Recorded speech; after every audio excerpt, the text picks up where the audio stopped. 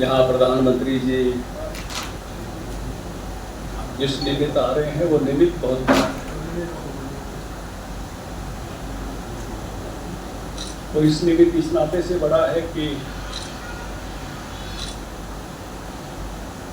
Germany और चीन के बाद भारत तीसरा देश है जो हाइड्रोजन ट्रेन चला रहा है। और निमित्त इस नाते से बड़ा है कि चीन और जर्मनी की जो हाइड्रोजन ट्रेन हैं वो 600 हॉर्स पावर की हैं। हमारी हाइड्रोजन ट्रेन उनसे दुगनी 1200 हॉर्स पावर की है। पूरी दुनिया में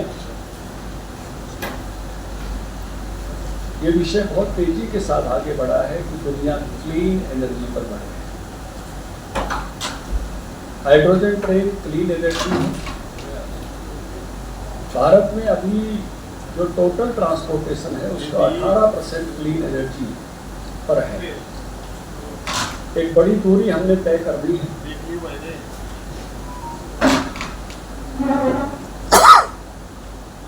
और उसकी एक पहला कदम है, फर्स्ट स्टेप है जींद से सोनीपत की ट्रेन।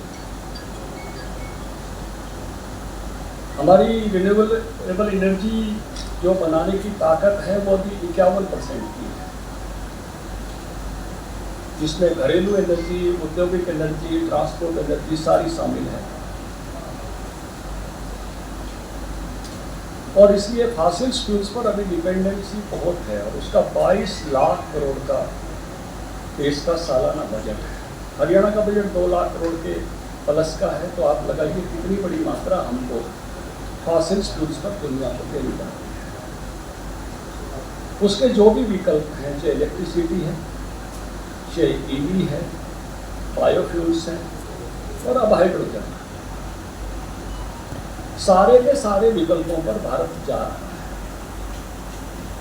भारत का वैशिष्ट्य अब ये है कि भारत दुनिया में केवल अनुकरण करने वाला देश नहीं है, पहल करने वाले देशों में है। केवल दूसरों की प्रतीक्षा हम नहीं करते। अभी बहुत ही आनंद की बात है कि प्रधानमंत्री जी के इस दौरे में हमारा जो भीम है, यूपीआई पेमेंट सिस्टम है, वो इंडोनेशिया और न्यूजीलैंड ने भी स्वीकार किया है। उससे पहले भी दुनिया के 14 से अधिक देश इसको स्वीकार कर चुके हैं। ये बहुत बड़ी बात है। इसको आप इस तरह से समझो कि दुनिया में व्यापार डॉलर में होता है। दुनिया में पैसा भी इधर उधर लाने ले जाने के लिए डॉलर में चेंज करना पड़ता है। भारत उन देशों में है जिनके बहुत पुत्र पुत्रियां विदेशों में हैं, अपने घरों में पैसा भेजते हैं। भारत उसमें टॉप में है। अगर वो वहाँ चेंज कराएं और यहाँ चेंज कराएं तो बहुत पैसा उसमें से खर्च हो जाता है। इसलिए सीधा उनको यूपीआई के माध्यम से अपना पैसा भेजने में बहुत बड़ी सुविधा मिली।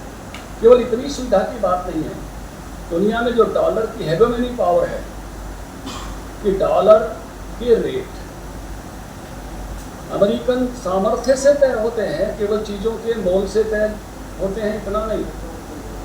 इसलिए डॉलर की ताकत के कारण से अमेरिका की दुनिया में एक ताकत है। उसी ताकत से थोड़ा अपने को मैं कहूँगा यूरोप ने अलग किया और अपना यूरो बनाया।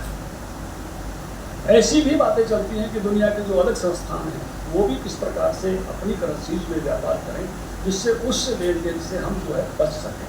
तो इसलिए यूपीआई की ताकत बढ़ना मतलब आनंद की बात है कि भारत अब उन देशों में है। मैं देख रहा हूँ कि आप सब डिजिटली कवर कर रहे हो।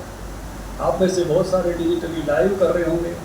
दुनिया में डाटा इस्तेमाल करने में हम सबसे प्रमुख देश हैं। हमारे बराबर डाटा इस्तेमाल करने वाले देश नहीं है।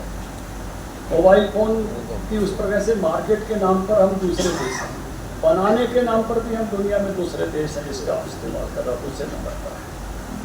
यानी बहुत सारी चीज़ों में हमारी पहल जिस प्रकार से बढ़ती जा रही है,